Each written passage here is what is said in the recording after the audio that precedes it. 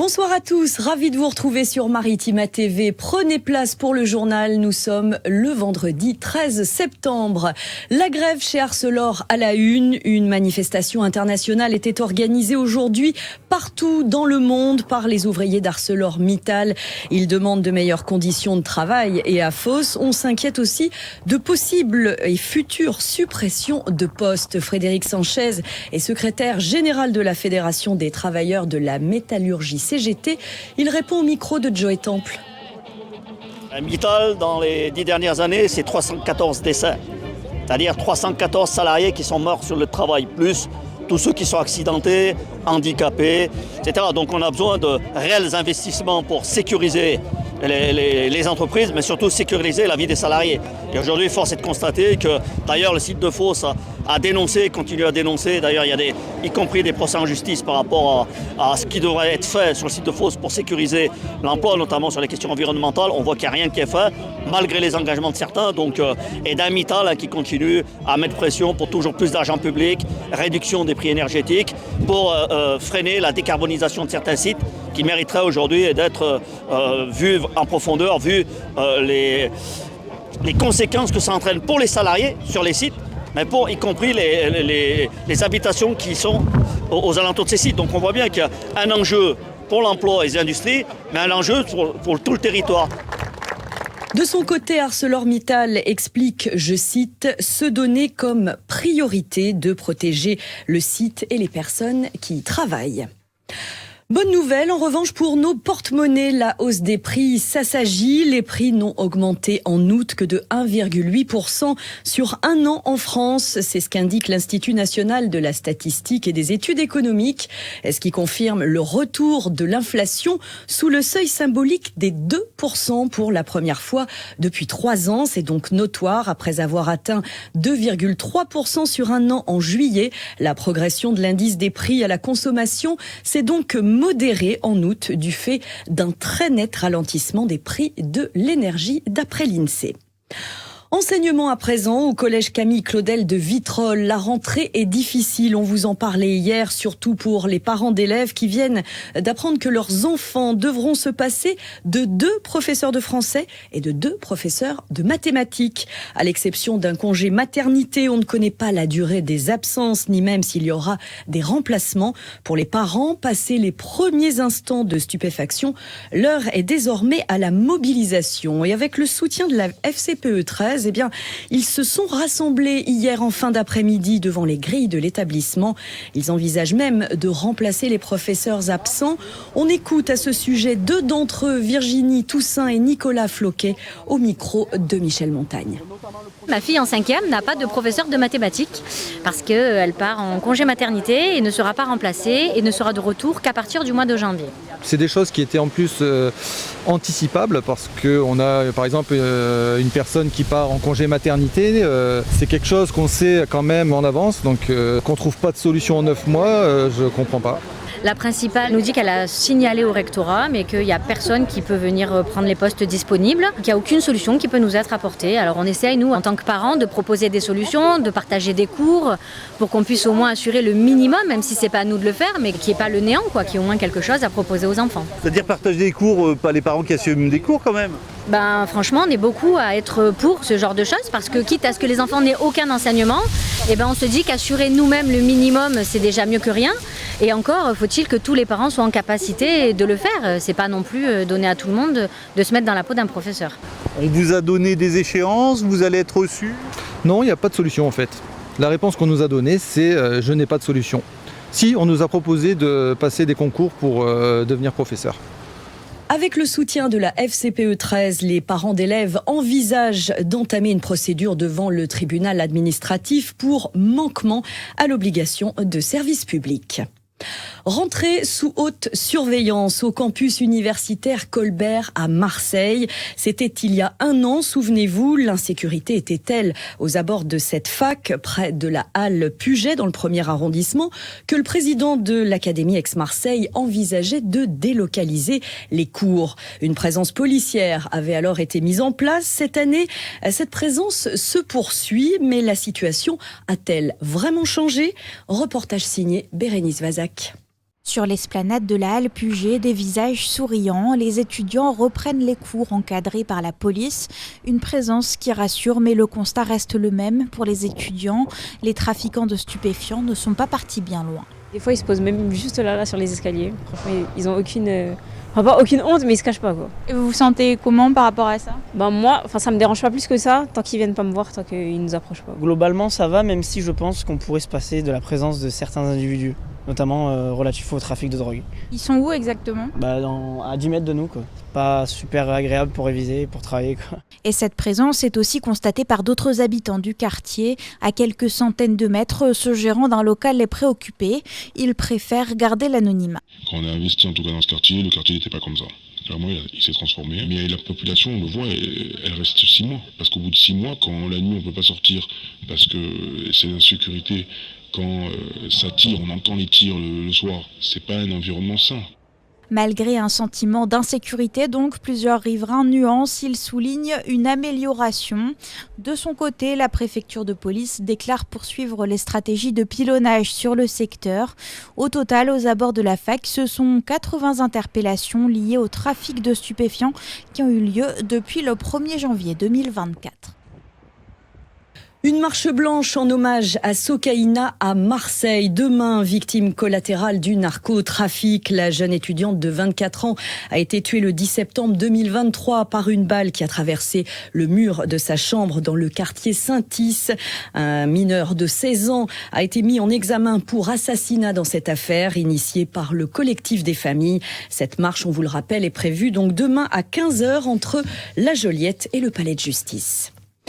Les transports, un enjeu majeur pour la transition vers une mobilité durable. Si la voiture reste prépondérante dans les déplacements quotidiens, le train représente une bonne alternative. D'autant que 67% des Français résident à moins de 10 minutes de temps de trajet routier d'une gare SNCF. Seulement voilà, près d'un TER sur 5 ne répond pas aux exigences de ponctualité. C'est ce que révèle la dernière étude publiée par l'UFC Que Choisir. Et c'est notre région qui détient la palme des retards. Les détails avec Noria Boussena.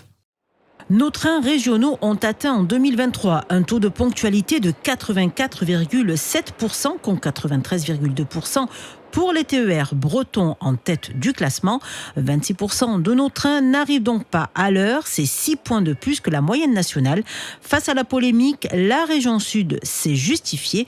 Elle explique que des investissements sont en cours et que l'ouverture à la concurrence pourrait, selon elle, bientôt améliorer la situation.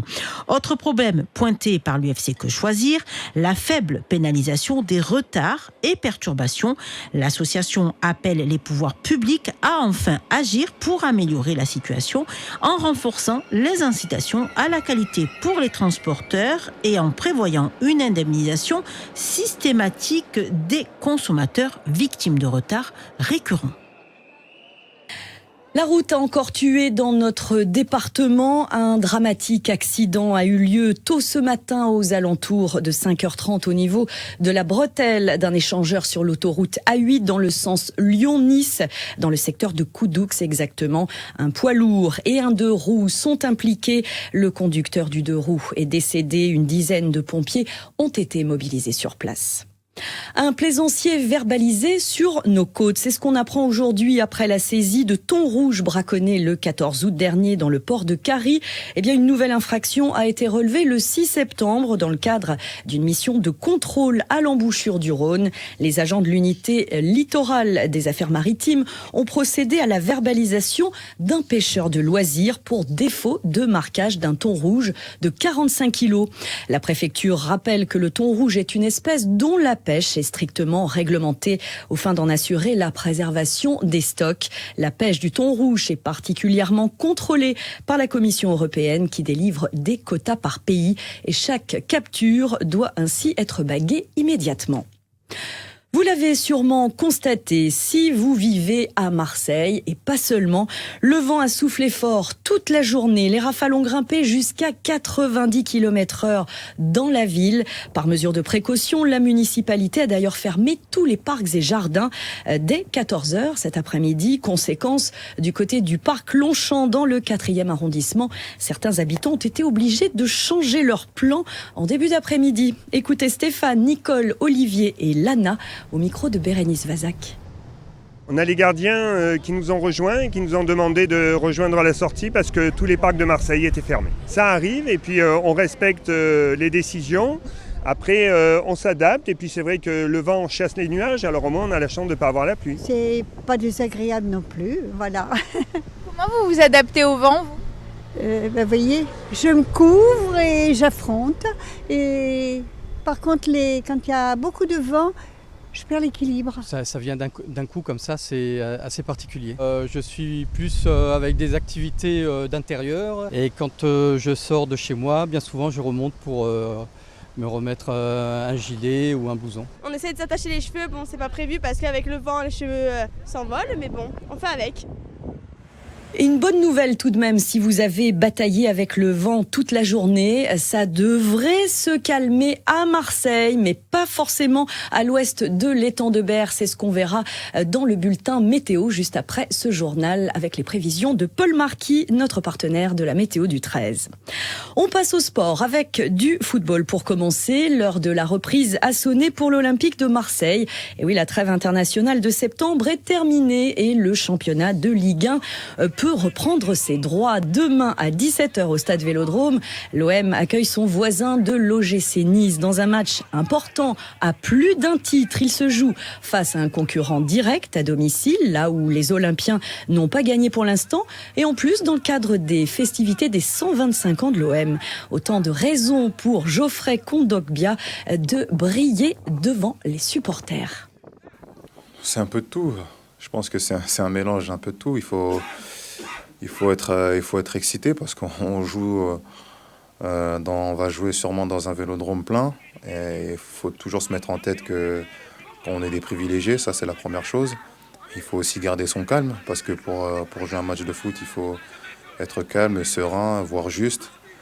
Il faut aussi se mettre en tête dans un coin que c'est un match spécial parce que c'est une fête aussi. Donc c'est un mélange de tout et le plus important c'est d'avoir cet équilibre psychologique pour pouvoir atteindre notre objectif, à savoir les 3 points. Des propos recueillis par Karim Attab, OM Nice avec plusieurs incertitudes puisque Balerdi, Merlin, Carboni et Wai sont touchés. Le groupe sera divulgué demain en fin de matinée. On vous tient au courant sur notre site maritima.fr. Coup d'envoi donc à 17h de ce choc entre sudistes. L'OM face à Nice à vivre évidemment en direct sur Maritima avec prise d'antenne dès 16h30. Soyez au rendez-vous. Et puis un nouveau maillot totalement inédit a été dévoilé aujourd'hui même par Puma et l'Olympique de Marseille à l'occasion justement des 125 ans du club. Il sera étraîné donc demain au Vélodrome, imaginé et conçu pour honorer l'histoire du club de la cité phocéenne. Ce maillot épuré rend hommage aux premières années de l'Olympique de Marseille. C'est ce qu'a indiqué le club. On en reparle à coup sûr dans le bar des supporters en deuxième partie de programme. Après la trêve internationale, le FC Martigues reprend également le fil de sa saison. Pour leur 4e match en Ligue 2, eh bien les 100 et or se déplacent à Pau. C'est ce soir à 20h et c'est à suivre en direct sur Maritima. En basket, les Bayers retrouvent le chemin du championnat ce soir. On vous en parlait dans notre précédente édition. Après une fin de préparation impeccable avec 2 victoires à domicile, Fos Provence Basket attaque avec un déplacement à Évreux pour le premier match de Pro B. Coup d'envoi donné à 20h. Ce week-end marque également le grand retour du défi Monte Cristo. On se jette à l'eau pour la première fois. Il se délocalise et quitte Marseille. C'est une façon de marquer la 2e édition de l'année. Cette course de nage en eau libre aura lieu à La Ciotat, au départ de la plage des Frères Lumière. 2600 nageurs sont inscrits inscrits dans 6 épreuves. Et contrairement, par exemple, au judo ou à la natation ou encore au volley, eh bien le tennis tricolore n'a pas bénéficié d'un effet post-Jeux olympiques concrétisé par une explosion du nombre d'adhésions. Par ailleurs, l'ancien numéro 1, Novak Djokovic, en personne, a déclaré craindre pour l'avenir de son sport. Si à Martigues, le tennis se porte bien, lors des portes ouvertes le week-end dernier, le club a en effet enregistré plus d'une trentaine de nouveaux licenciés. Il n'est pas resté imperméable aux nouvelles disciplines, raquettes à la mode, et s'est même rebaptisé pour l'occasion. Voyez plutôt ce reportage signé Michel Montagne. Avec près de 400 licenciés, le tennis martégal ne se porte vraiment pas mal. Et pourtant, impossible aujourd'hui de négliger le sport tendance, le paddle, au point que la structure s'appelle désormais le Tennis Paddle Club de Martigues. Pour autant, Denis Bensoussan, son coprésident, ne craint pas que le nouveau sport supplante l'ancien. Effectivement, c'est une nouvelle discipline qui est arrivée en France maintenant il y a 4-5 ans. C'est un succès monumental. J'espère que le tennis ne va pas s'incliner devant le paddle parce que je pense que c'est complémentaire, on peut faire les deux. D'ailleurs, dans ce club, on a 2 cours de paddle pour 8 cours de tennis. C'est pas du tout le même sport dans le sens où un paddle, c'est un demi-cours de tennis où on joue à 4. Donc physiquement, je pense que le tennis demande plus d'efforts, plus de conditions. Le tennis, quand on débute, si c'est 2 débutants, avant de pouvoir s'amuser et de faire 4-5 échanges, il faut un petit moment. Le paddle à 4 sur un demi-cours, c'est beaucoup plus ludique et beaucoup plus facile à mon avis. Un tennis plus technique qu'il est donc impératif de rendre ludique à destination des enfants les plus jeunes. Et ça, c'est le rôle du moniteur. On a une pédagogie qui est adaptée aux plus jeunes. On prend les enfants dès 3 ans. Dès la première approche, il y a des échanges entre enfants, avec le filet ou sans le filet. À tout âge et pour tout niveau, on peut rapidement s'amuser, même au tennis. Alors il y a plusieurs valeurs qu'inculque le tennis, il y a le respect, il y a effectivement la combativité, parce que c'est un sport individuel, donc on apprend à perdre seul, on apprend aussi à gagner seul. Et non, le tennis n'est pas mort du tout, il va y avoir des futurs champions, et certainement des futurs champions martégaux. Et pour offrir à ses licenciés une palette bien plus large du sport raquette, le Tennis Paddle Club de Martigues propose désormais une 3e discipline très en vogue elle aussi, le pickleball, c'est-à-dire un dérivé du tennis qui se joue en double, pratiqué sur un terrain de la taille du badminton avec des raquettes semblables à celles du ping-pong, mais en version XXL.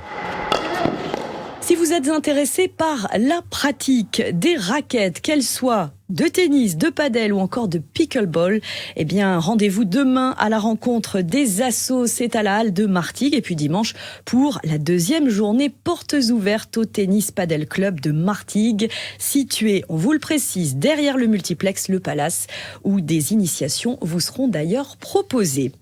À la rencontre des assos, on y revient justement côté pratique avec d'autres sorties dans la région pour votre week-end. C'est dans l'agenda préparé avec soin par Noria Boussena. Qui dit rentrée dit journée des associations. À Martigues, comme tous les ans, retrouvez la richesse de l'offre associative. Et pour ne rien manquer de cette journée, eh bien rendez-vous ce samedi à la Halle de Martigues.